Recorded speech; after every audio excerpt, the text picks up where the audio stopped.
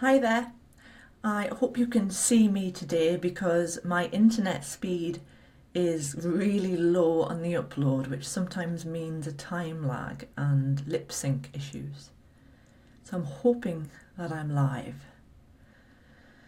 I'm sorry I didn't do my live on Monday, but I really have been experiencing, sounds really strange with all the new things in my life, but I've really experienced a deep, dark night and sort of a depressive episode this week. And I wanted to talk about depression again today and also a more deeper spiritual look at depression and the void as well. I may not do a long talk because it's one of those concepts where the mind can only take in so much and the heart has to take in the rest. Now, on Sunday night, it was a full moon, and I went to bed and I cried for about 2 hours. And the thoughts that were going through my mind were very dark thoughts, and I haven't had those type of dark thoughts in a very long time. They were thoughts like, what's the point? Why should I continue on? And it just went on for 2 hours, and then I finally cried myself to sleep, and I woke up in the morning on the day of my live, and I think it was about 5 a.m. and I started crying again, and I cried for another 3 hours. So while I'm teaching about mindfulness and anxiety and owning and appreciating and welcoming your feelings, sometimes they can be so overwhelming when you're in the midst of it that it's almost impossible to be a watcher, to be an observer, and sometimes you've just got to ride through the chaos, ride through the avalanche. Now, I'm still here, so I didn't take the easy way out. I don't think I ever will, but it really felt like I would on Sunday night. And so I've been questioning a lot, questioning depression. And yesterday I saw somebody with some really great news on Facebook. And my reaction, because it was something that I want in my life, my reaction was an extreme envy to the point I just burst into tears at my desk. And if you've experienced depression, you probably know this feeling. You probably know that you can get triggered really easily. So I went to bed and I had a nap, and I had more dark thoughts coming through my mind, and it just went on. Sorry, I've got a really, really itchy eye this morning. So I've been reading this book called The Diamond Heart, which I've showed a few extracts on my page. It's a really deep book.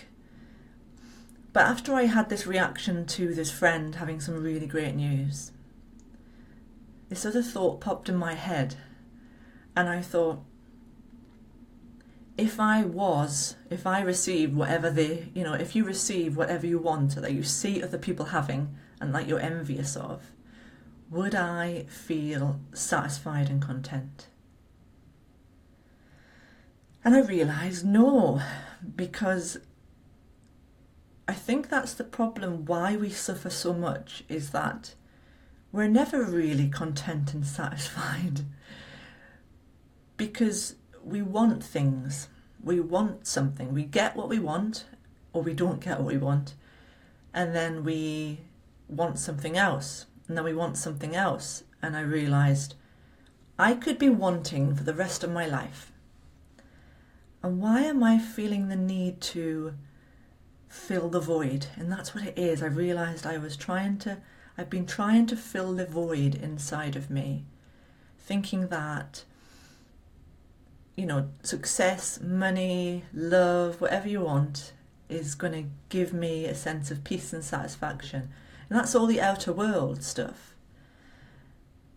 And I realised whenever envy comes up now, I need to bring it to my attention and recognise it for what it is. It's an illusion. It is not true. If we want a deeper sense of who we are, if we really want to connect to our heart, our soul, to the divine within. We need to get to the point where we let go of needing things to fill us all of the time. And I think the spiritual path can be quite a hard path, especially if we really go into it. And I read a piece of poetry by Jeff Foster again this morning. He seems to pop up whenever I'm going to do a Facebook Live, and it was true spirituality doesn't necessarily make you feel better. It doesn't turn you into an enlightened self. It destroys your brainwashing, your entire concept of me. It burns up the shame and leaves you naked, empty but full, amazed to be alive, grateful for each breath, able to hold the most intense joy and sorrow, awake at last to this extraordinary life. And then I started to think about depression when I was lying in bed the other day, when I had all these dark, sometimes suicidal thoughts. And I thought, what is depression? Why am I attached to the dark night, to the depression? Why am I attached to the shadow, to the black cloud over me? And I tried to dig deep to understand what it is, because when you're depressed, normal things don't give you pleasure anymore. So maybe your hobbies or food or relationships, television, music, and a lot of things that maybe give you pleasure don't give you that pleasure anymore, and you can't seem to fill that void. And then I realised that perhaps depression is a road in towards the heart and the soul, and it feels like everything's falling away, nothing gives us pleasure anymore, because we're meant to discover the real source of satisfaction, and that is the heart, the love, the soul, the connection to the divine. And we kind of label depression and we try and get rid of it, or we try and medicate it. And I'm not saying don't medicate it if you really need it, but I think it also can be a really big spiritual journey. Jeff Foster, a long time ago, I read he called it deep rest. Depression is deep rest. So perhaps depression can be an opportunity, and I'm not saying it's an easy opportunity, because to be honest, I'm just discovering this, and I think that the human mind, it really can't grasp an understanding of what we really need. That the mind can't understand the soul or the heart or love. It can give us a definition or an awareness from its limited perspective from our experiences in our past, but it can't really give us a true essence of what love is, what the real satisfaction and sense of purpose, sense of life really is. So if you're experiencing depression and you've gone through some really chaotic thoughts, you may have had the thoughts I've had where you've considered not being here anymore. Perhaps just turn it around and ask yourself if this is actually a journey for you, and that the reason maybe a lot of envy comes up, the reason maybe that you feel you're not a success, the reason that maybe you feel nothing's worth anything, perhaps it's because you're meant to go inside of yourself and discover the real rewards, the real heart of who you are, because all of the outer stuff, all of the success, all of the people, all of the relationships, all of the food, all of the distractions, they can disappear at any time. So isn't it better that we begin to choose something that doesn't change, that is unchanging, and that is who we really are on the inside? And that sometimes takes a journey through the darkness, and it's not an easy journey. So hi Bernard, nice to see you live. It's quite a deep discussion today, and I've been going for about, I think, 9 minutes. So I'd love to know your thoughts on this.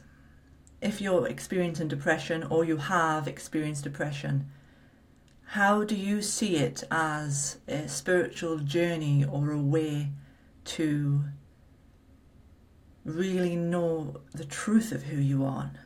Not the outer trappings of the world, not the illusions that change, but the unchanging. Where could this dark path take you into the light of your true spirit, and how? It's just something to leave you with. It's not an easy question. I don't know the answer yet. I'm hoping I'll know in time, but I know that the mind won't understand this. And I've been reading this book, The Diamond Heart, and realizing that we can have so many things, but we need to let them go. It's like we can have beliefs, or we can have an understanding of a concept, yet we still need to let go of that. We need to let go of the understanding, the belief.